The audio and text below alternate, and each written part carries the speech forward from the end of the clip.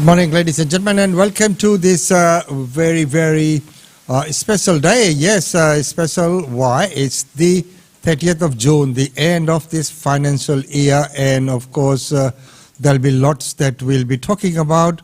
But right now, sorry for the bit of a delay in coming in, because we're trying to join in live with the Premier, and let's just see if that's happening, and that way we'll be able to join in live with the Premier. We're still having connection problems with the feed, but we'll see how we go.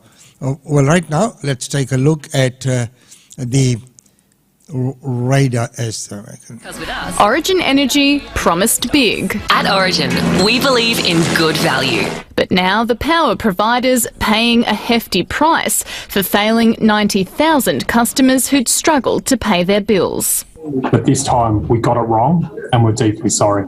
An automated process for dealing with customers in hardship saw Origin breach its legal obligations more than 100,000 times in 4 years. The company either increased or renewed payment plans with no consideration of whether customers could pay, leaving some who couldn't disconnected. Leaving too much to automation, too much to computers is a recipe for disaster. We've seen it with Robodebt with the government, we've now seen it with Origin with their hardship customers. The problem was referred to the national regulator after complaints bodies in South Australia and New South Wales saw a massive spike. It increased to nearly 50% of complaints in one quarter in 2019 and stayed at just less than that in early 2020. In the federal court, Origin admitted its failures and cooperated with the energy regulator on its penalty. The $17 million fine will be paid to the regulator, with Origin to separately compensate customers it wrongfully disconnected. 70 of them in total. For any customer that was subsequently disconnected, we've made sure that we compensate them fully. We've written off their debt and we've also paid them a goodwill amount. The retailer's since scrapped automation and promised to protect its current 50,000 hardship customers from any further price rises, which are expected to flow from next month. Sarah Temevska, ABC News. So, when we look at automation, when we look at the artificial intelligence, it doesn't always work because you need that human factor. So it is very, very important that is maintained. Well, right now, ICT construction sector named least safe for workers. 2 deaths on building sites in Denman Prospect in early 2020 within weeks of each other kick-started the crackdown on Canberra's construction sector. Now, more than 2 years on, the regulator isn't convinced lessons have been learned. There has been little change in the safety behaviours and compliance within this sector. That's prompted WorkSafe ACT to refine its approach with a new strategy. It wants to improve the reach of safety campaigns, including in languages other than English. And it's looking into whether it can prosecute repeat offenders, even if all they're guilty of is a near miss. There might not be an injury when they do that, but the potential for an injury or the risk of an injury is quite significant. 3 Canberra suburbs have been hotspots for safety issues in the last 2 years. More than 40% of WorkSafe site visits were in Denman Prospect, with an average of more than 2 penalty notices issued each time. Inspectors also regularly dropped in on sites in Throsby and Taylor, where they found a range of breaches. If we're not known as a safe work environment, then that can be a disincentive for people coming into the construction industry and delivering the houses that we need into the future. Over the last 5 years, there were more workers' compensation claims in residential construction than any other sector in the ACT. In an effort to boost compliance among site operators, the Construction Union has its own suggestion. Refusing to sell land to companies and individuals that show a recidivist approach to workplace health and safety. One of many ideas to make building sites safer and prevent history from repeating. Patrick Bell, ABC News, Canberra. And of course, we need to make this, not only the building sites, all areas safe, safety first, as they always mention. Well, right now, as we know that Australia is going to be taking part in one of the most important NATO summits. One of the most important NATO summits for the world. Of course, it comes at a time when Russia has galvanized much of the world, sort of behind Ukraine, against its actions in Ukraine. But it is certainly very important for our region. It's the first time NATO leaders will address what it'll likely call the challenge that China poses. And it's also the first time that all four Asia-Pacific partners of NATO will join the summit. So those are Australia, Japan, New Zealand, and South Korea. It comes at a time when there's pretty big strategic convergence between many of the NATO countries and Australia and Japan and, a lot of the other Asia-Pacific countries. On the one hand, we all agree that the world is more dangerous and more unpredictable, and many of the countries in attendance, including Australia and Japan, have indicated that they will up their defence budgets. It's also a time when Australia recognises that Russia's invasion of Ukraine poses security challenges in our own region, something that the Australian public also acknowledges. And on the other hand, it's a time when European partners are sort of waking up, their words, not mine, to the challenge that China likely poses. That's, of course, in no small part due to Russia's invasion and Russia's no-limits partnership with China. So what are the Asia-Pacific countries expected to bring to the table? How will the region feature in NATO's summit? The main focus, of course, will be on Russia-Ukraine. I think that cannot be understated.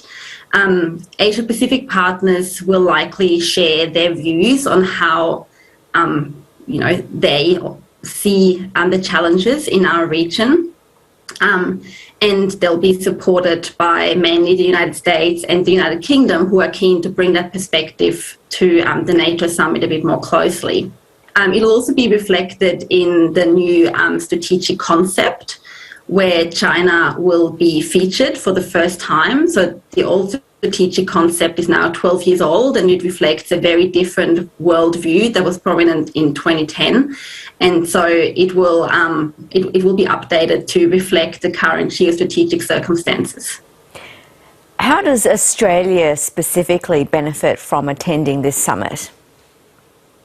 Yeah, I think that's a fair question. I would say that the benefits to Australia are threefold. The first one is that our new Prime Minister, Anthony Albanese, has a chance to meet with many world leaders who are partners of Australia. So he's already met with the UK's Boris Johnson, and also I just saw on Twitter with South Korea's President Yoon. Australia has a very big interest in Russia's invasion of Ukraine failing. Australia is one of the biggest non-NATO supporters of Ukraine, and for Australia to be there at a time when NATO will commit quite significant support or further support to Ukraine not only shows our commitment but also allows us to deepen relationships with existing partners. And finally, it's a time, as I said, that there's sort of geostrategic convergence, and so it's important for Australia to be at the summit to listen to Europeans and the United States and Canada, how they see the world, how they see the challenges and opportunities that are emerging in this new world order, but also for Australia and the other Asia-Pacific partners to share with the summit how we see the region. There isn't consensus within NATO, though, over how to treat China. Yeah, that's right. And I think it will be really interesting to watch what comes out of the strategic concept. So at the moment, we have, on the one hand, the United States and the UK who are pushing for stronger language. And on the other hand, we've got countries like Germany and France who are wanting to tone down. So the strategic concept likely won't mention China as an adversary, but it'll probably refer to China as a systemic challenge.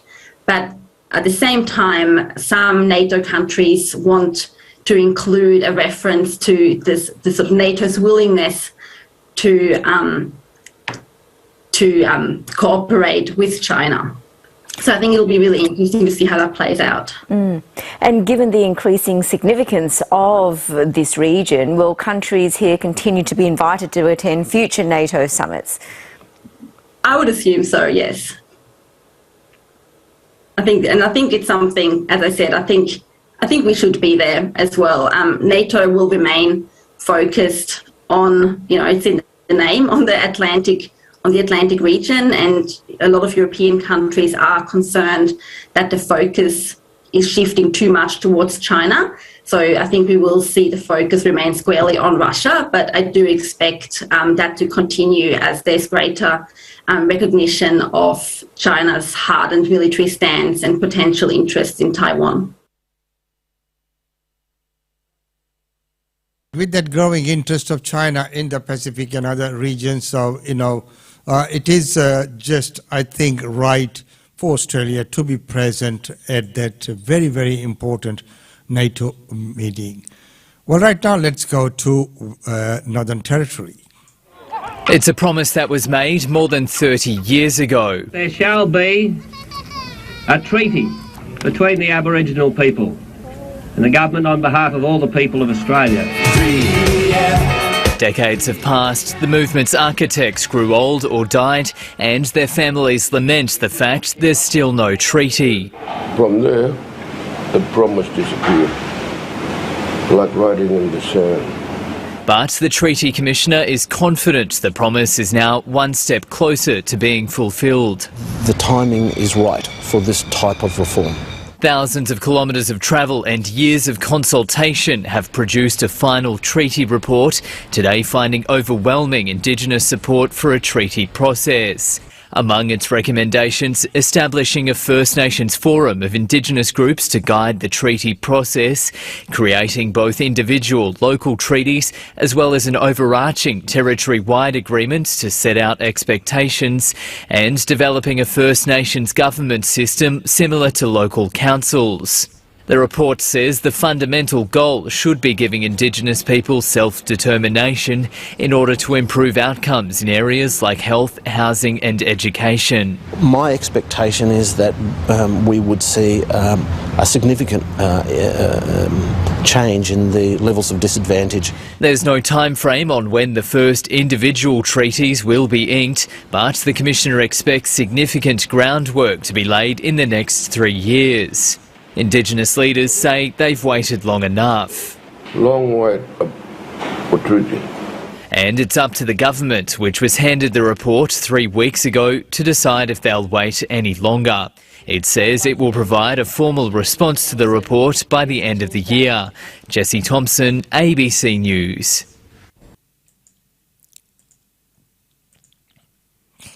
And the reform has been a long time coming, and I think it is just good to see that more work is being done towards making it happen. Maybe we will see it in this decade. Well, right now, let's go to Western Australia.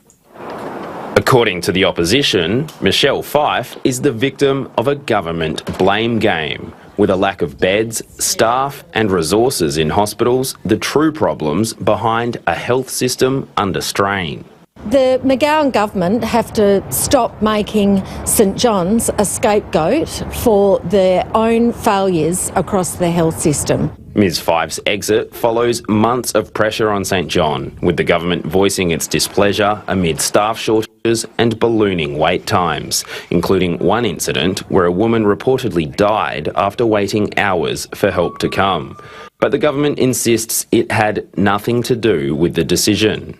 St John's is their own organisation.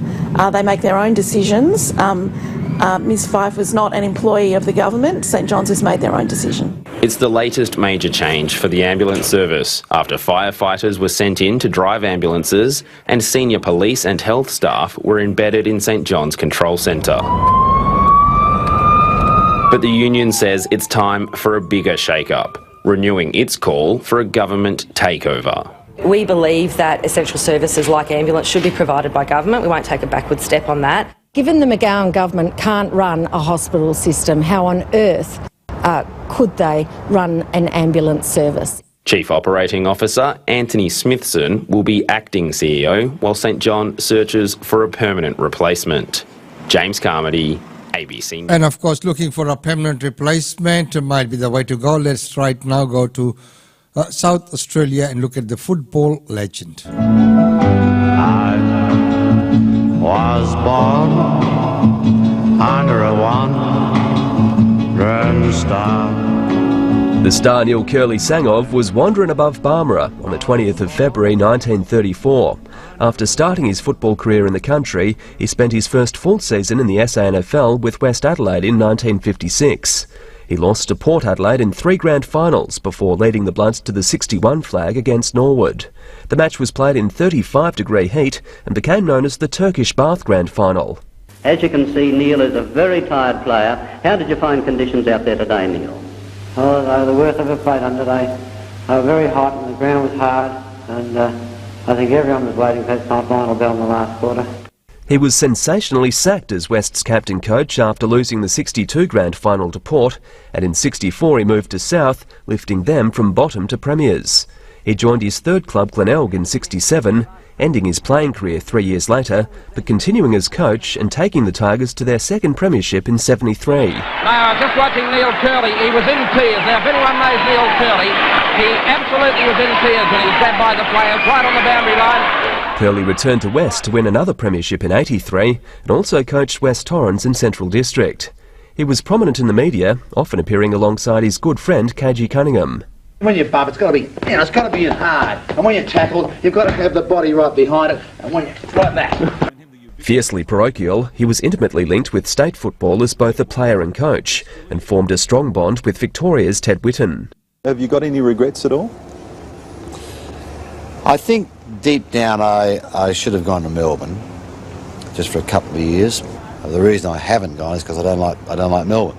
He became the Adelaide Crows inaugural football manager, assisting his former pupil Graham Corns. Neil Curley has been just a true mentor and a friend and a father and a brother and an uncle, all those sort of things over the years, so he was an enormous influence. Curley was inducted into the Australian Football Hall of Fame in 1997 and will be remembered as one of the sport's brightest stars.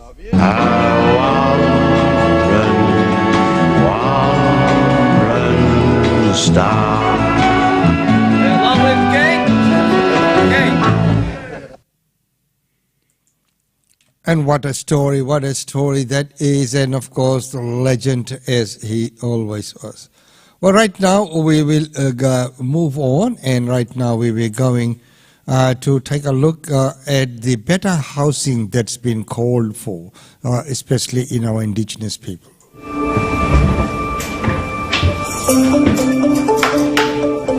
I've been renting my whole adult life, and at the moment it's about 26% of our income goes on rent. Or should we try and find some more purple unicorn parts? Rosie Wallace and her family live in Melbourne's eastern suburbs. She's been a tenant for 15 years and can't see that changing anytime soon. Yeah, I think the median house price in Metro Melbourne being over $1 million, it's quite scary, and it does make it feel really out of reach. Millions of renters like Rosie are coming under increasing financial pressure. Rents are skyrocketing, going up almost 10% nationally over 12 months, and low vacancy rates mean there's often little choice. We're not seeing wages increase, we're not seeing income support increase, and we are seeing the market increase exponentially. You can already use your super to purchase an investment property, but not your own home. Housing was a significant issue during the federal election campaign, but many of the promises focused on home buyers. I think renters have been ignored, have not been spoken to or about, except sort of as a commodity for property owners. Renters have really been the forgotten people when it comes to this election campaign from the major parties. You know, we haven't really seen big policies from either side to tackle what is a big issue for 1/3 of Australians. You're going to need a face wash. Housing policy was at the forefront of Rosie's mind when she voted for Labor in the seat of Deakin and the Greens in the Senate. I certainly hope to see the Greens and the Independents put more pressure on Labor on housing affordability. I don't even know where to start. This is so incredible.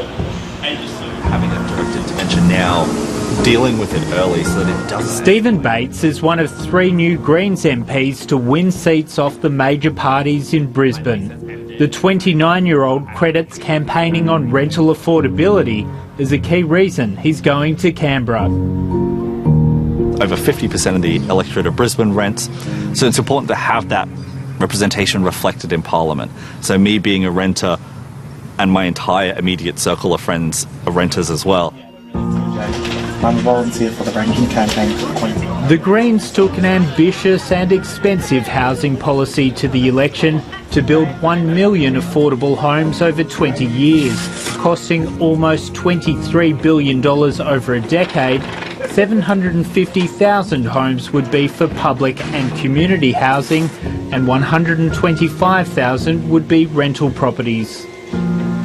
So what that would do is cap rents at 25% of your income, or the market average, sort of whichever was lower basically, so that you can put that floor in the market and give people access to housing. Obviously the scheme is very expensive, and committing to that scale of intervention, it is a big change in the market.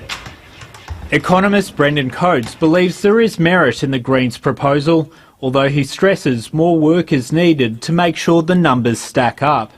But he argues increasing Commonwealth rent assistance is a greater priority than building so many homes. A better way beyond, say, building the first 100 or 200,000 social housing dwellings would probably be to increase rent assistance instead, because that would provide an immediate benefit, to the more than 1 million low-income renters. Sean Ratcliffe is a data scientist for polling company YouGov. He says the high proportion of renters hurt the coalition in heartland electorates such as Higgins in Victoria. One of the reasons why the Labor Party was able to win that off the Liberal Party was because there's a large number of renters in the western part of the seat. YouGov polling data collected during the election campaign shows young renters strongly backed Labor and the Greens over the coalition, and older renters under the age of 65 and renters on high incomes also avoided the coalition. And this is particularly the case with younger voters, so the problem for the coalition is the share of these younger voters that rent or don't own their own home is going up every election. We know Australians need real solutions on affordable housing. Our Housing Australia Future Fund will do just that. The Albanese government has promised to build 30,000 social and affordable homes over 5 years. Labor will also establish a council to try and increase supply and affordability. I'd like to see much more from a Labor government in terms of social housing. Public housing expanded and improved, and we need the federal government to fund that in an exponential way. The commitment made by the federal government, we need 5 times the amount in Victoria alone to meet the current waiting list. We need to see urgent action to regulate the rental market. There is an agenda that would materially make a difference, and that would be for the federal government to look at paying the states to boost the supply of housing by fixing planning rules that make it hard to build homes, where people want to live in our major cities. All right, 1, 2, 1. As more Australians become long-term renters, Rosie hopes political parties do more to address the stark reality of being locked out of home ownership. And I'd like them to be making policy that considers the many, many people who have rented their whole lives, may rent their whole lives. So there you go, that's the report. And right now we'll try and see if we can, before we go to our daily India report, see if we can get that very timely report from our Premier.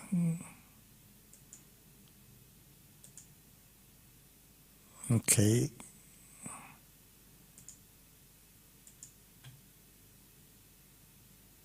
And that is in relation to for the outstanding. Yes, ladies and gentlemen, the streaming will be starting very, very soon.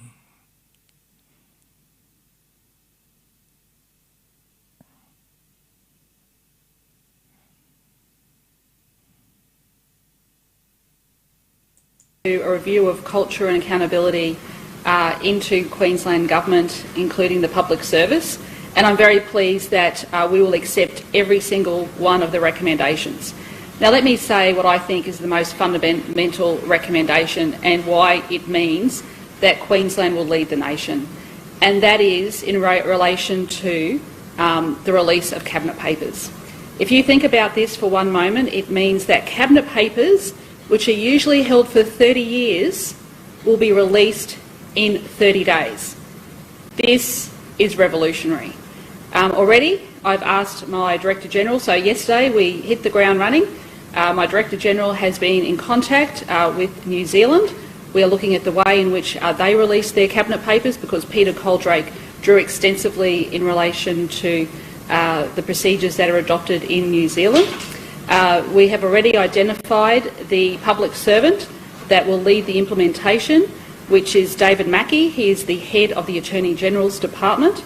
And this afternoon, Peter Coldrake will be addressing the Public Service Leadership Board as well. So work is already underway. I want to thank him for the work. He conducted extensive interviews. It is groundbreaking. As I said, it is revolutionary. And, government embraces this. It is absolutely healthy for government to have a health check from time to time. And I think it's actually something that all governments should do. So we embrace it, we're going to implement it, and we've already hit the ground running. Happy to take some questions. You said you used the words, you're accepting this lock, stock and barrel. Yes, I am accepting this lock, stock and barrel. Are you going to point the barrels, the culprits, the bullies and the belittlers? You're going to cut the cancer out? It's not part of the recommendations, but is that a natural enough response from you? In relation to what particular area? In relation to the bullies and the belittlers who have been identified by Professor Coldrake as being part of this cultural problem, will your ministers be identifying the culprits and sending them on their way? I think there's a couple of things here. The first thing is Peter Coldrake looks at training. That training is really important. You need to have a modern public service that's fit for purpose. And we have an extensive public service that serves the people of Queensland every single day. And Queenslanders know how hard our public servants worked and our ministers during COVID. A world pandemic, nation-leading results, which meant now a nation-leading economy. So do you take any responsibility? We'll take one question at a time here. Do you take any responsibility for the culture that has developed within the public service? Look, I think we all need to take responsibility, and we will get this fixed. But what I do want to say is that our public servants work incredibly hard. What is needed is more training, and that is exactly what we will do. Will your government continue dealing with the lobbyists who worked on your state election campaign? Well, let me say this about that, a couple of things. First and foremost, and let me say it very clearly to every single member of the business community out there, you do not need to employ a lobbyist to have a meeting with my government. That's what Peter Coldrake found, though. Well, I'm making it very clear to the entire business community across Queensland, you do not need to employ a lobbyist to meet with ministers in my government. Now, we go out and about, we do our community cabinets, all of my ministers have been out this week across regional Queensland. I myself have visited 2 hospitals. People come up and talk to me all the time. You do not need to employ a lobbyist. Do you perceive that it was a misjudgment to have those lobbyists work on the election campaign and then enter? Well, let me say they did not run the campaign. The campaign was run by party office, but there would be every campaign from both political parties across the nation, including federally, that have employed lobbyists during the campaign, and that has been the practice for many years, in fact many decades. Well, what I'm saying now, one at a time, what I'm saying now, if you can just please let me finish, what I'm saying now is that we accept the recommendations. We accept the recommendations. And given you've accepted that recommendation, will you stop your government doing business with Cameron Milner and Evan Moorhead and their firms for the rest of this term?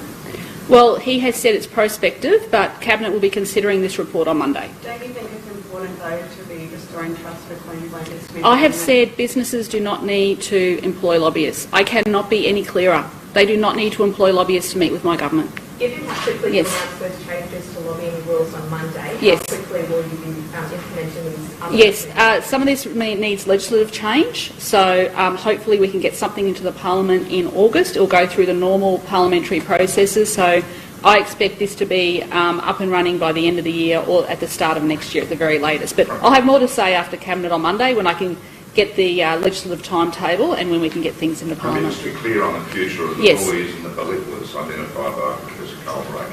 Are they on notice, at least, if they're not going to be sacked? Are they on notice from you? Pay public servants the respect they deserve, as you said they commanded all those. Oh, look, absolutely. And look, can I say I treat people with respect and I expect everybody else to follow my lead. I do expect that.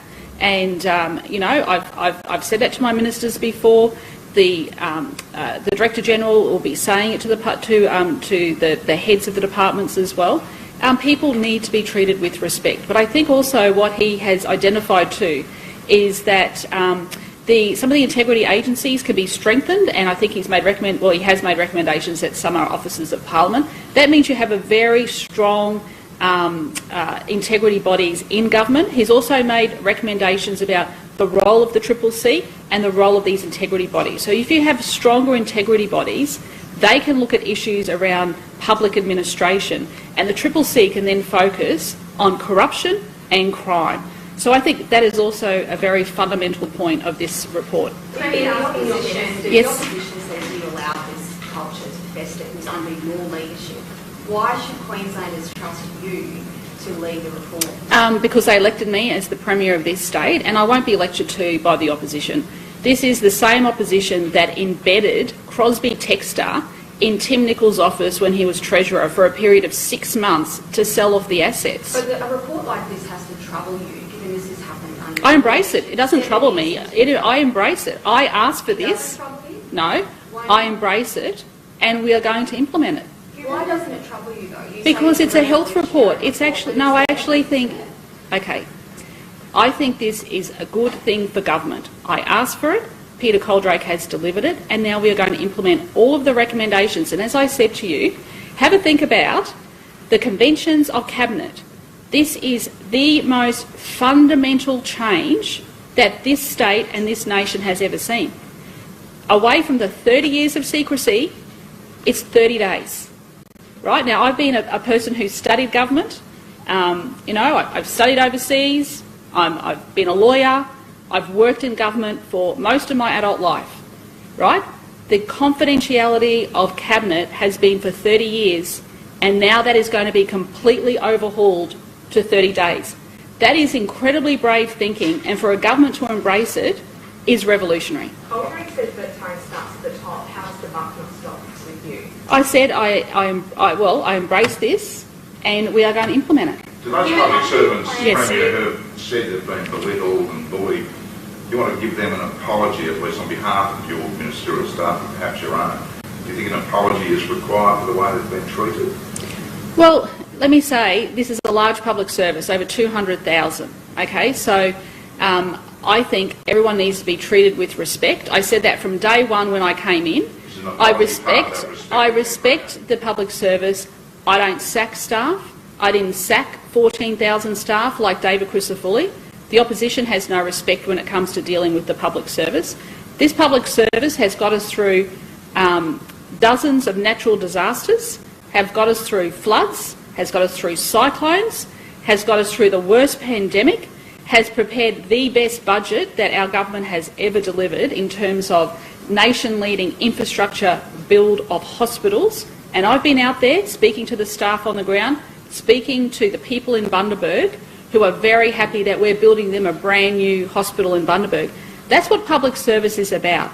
Now, honestly, if people are not doing their job and they've got time to belittle and have a go at other public servants, then it's time for them to move on. Staff, though, Premier, it's not sort of squabbling among public servants. It's quite specific. Yeah, and that's why I think training is training is so important. So and there needs to be repercussions to by way of setting an example with you drawing the line, saying this behaviour and treatment of and that's public exactly won't be tolerated, it's going to cost you your job. and that's exactly why the training will be so fundamental to this. Regular training.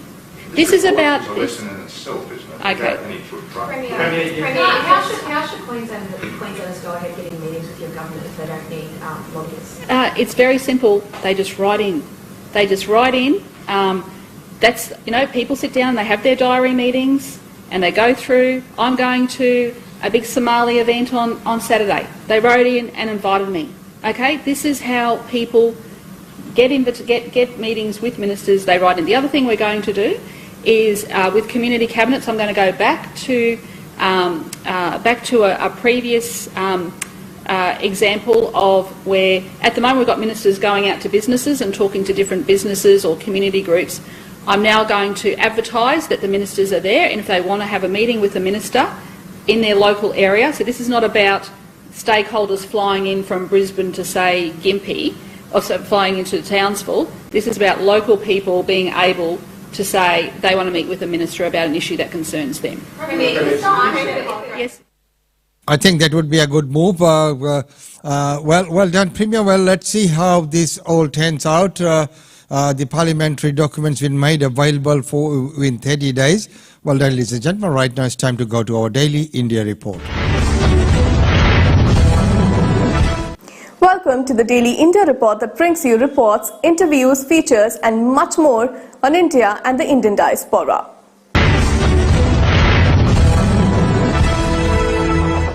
UAE President himself receives Indian Prime Minister Narendra Modi at Abu Dhabi Airport as a special gesture. Indian Prime Minister Narendra Modi on June 28th said that he was touched by the special gesture of the current UAE President Sheikh Mohammed bin Zayed Al Nahyan for personally receiving him on his arrival at the Abu Dhabi Airport. Modi arrived in UAE on a brief visit to convey his personal condolences on the demise of former President of Gulf nation and Abu Dhabi ruler Sheikh Khalifa bin Zayed Al Nahyan, who died on 13th May at the age of 73 after a long illness. Modi called the late Sheikh a great statesman and visionary leader under whom India-UAE relations prospered. India had announced 1 day of state mourning following the demise of Sheikh Khalifa. Modi arrived there after what Indian officials described as a productive G7 summit in Germany. At G7, the Indian Prime Minister Narendra Modi interacted with several world leaders on the margins of the summit and discussed issues aimed at furthering global well-being and prosperity.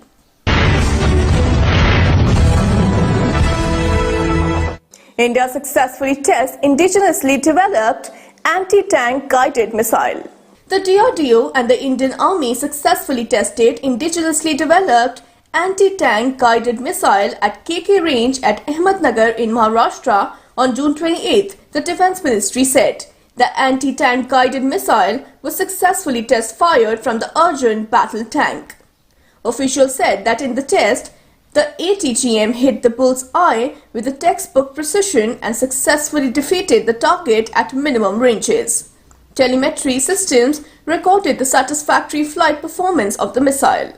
Engaging the targets at lower ranges is a challenge due to dimensional constraints of the tank-launched ATGMs, which has been successfully accomplished by the ATGM for the Arjun tank, it noted. With the trial, the ATGM's capability to engage targets from minimum to maximum range has been established. Earlier, the trials have been successful for maximum range. Defence Minister Rajnath Singh congratulated the DRDO and the Indian Army for the successful trial of the ATGM.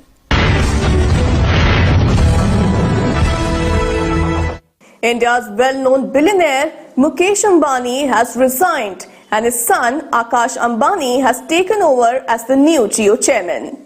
Mukesh Ambani's eldest son Akash Ambani has taken over as the new chairman of Jio Infocomm's board, the digital division of Reliance Industries, in what is viewed as the 65-year-old billionaire's succession planning. Mukesh Ambani resigned as the company director effective on June 27th.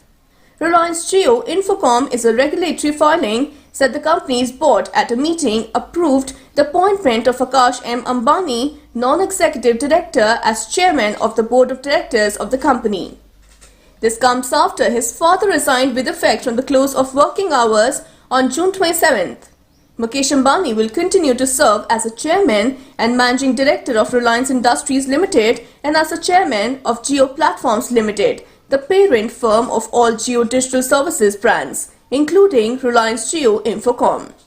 Broadly, Reliance operates under three main business segments: petrochemicals and oil refining, retail and digital services, which includes telecom.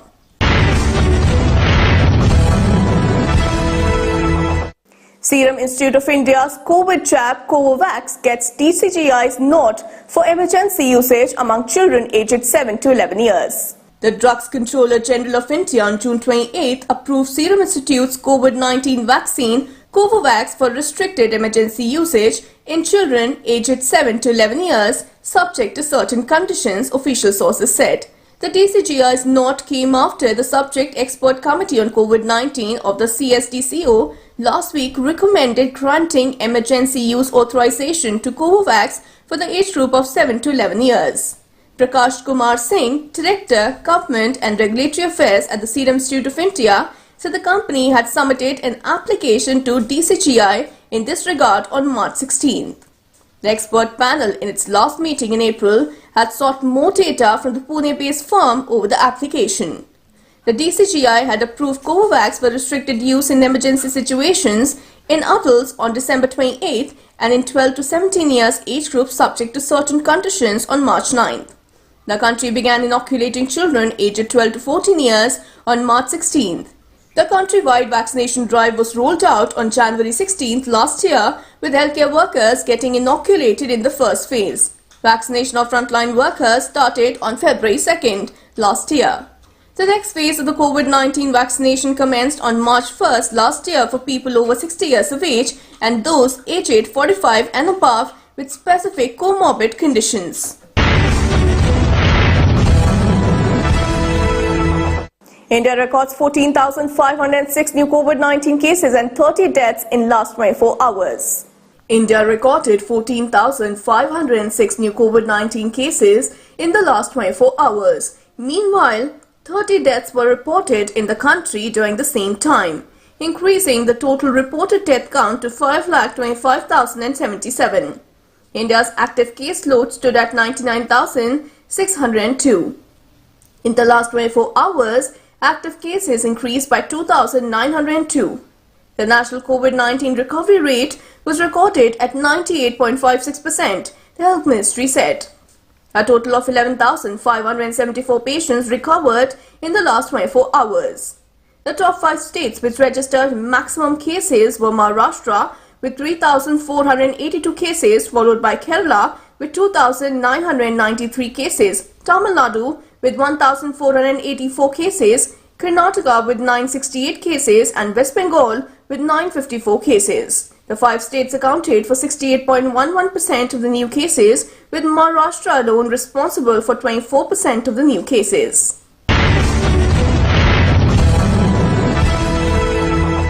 India set for a single-use plastic ban from July 1st. Clearing all decks, the Indian Ministry of Environment, Forest and Climate Change has announced that India is set to ban manufacture, import, stocking, distribution, sale and use of identified single-use plastic items which have low utility and high littering potential all across the country from July 1st. Preparations are underway with several government departments gearing up to set up national and state-level control rooms and form special enforcement teams to check any violations. The Central Pollution Control Board has already directed the Customs Department to prohibit import of any of the notified items and asked petrochemical industries to stop the supply of plastic raw material to industries engaged in production of the banned items. An online app has also been launched to enable people to report violations and make complaints.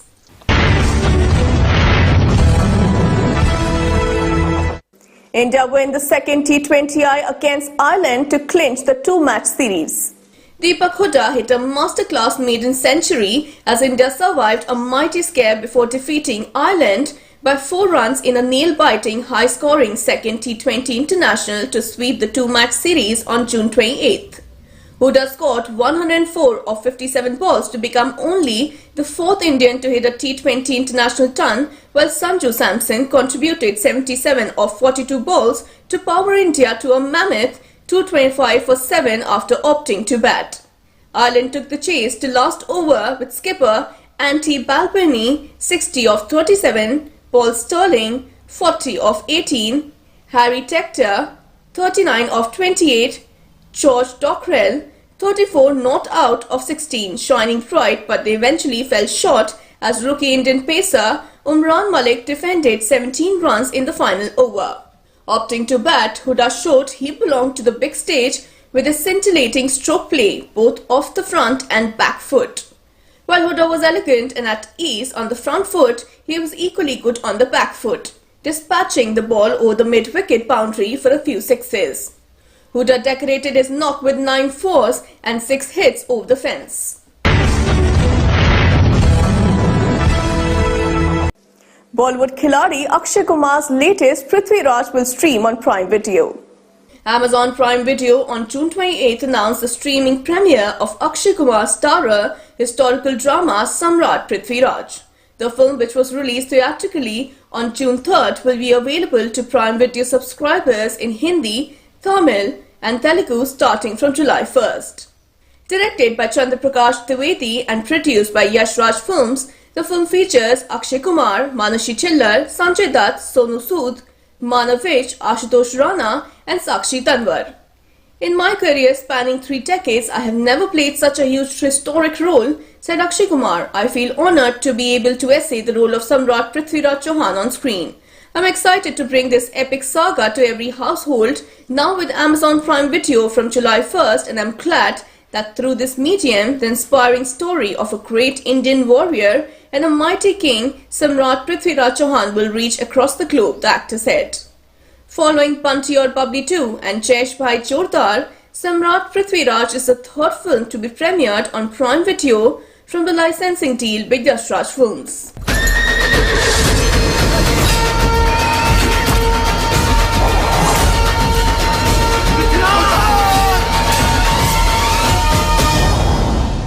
धर्म के लिए जिया हूं, धर्म के लिए मरूंगा।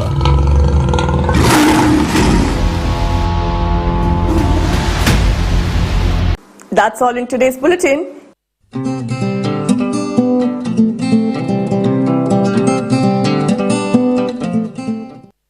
And thank you very much, ladies and gentlemen, for joining us here on the 30th of June 2022, a historic day, end of financial year for this year. Well, we'll have to take a look at what the taxation department brings for us end of this financial year and moving on into the new year. Of course, we know all the tax gurus, the accountants, the auditors, and the stock take people will be very, very busy today.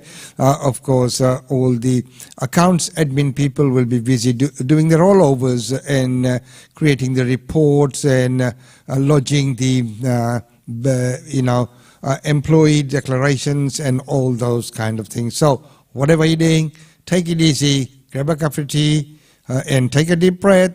It will all be done. Okay. Until tomorrow, ladies and gentlemen, it's goodbye from us.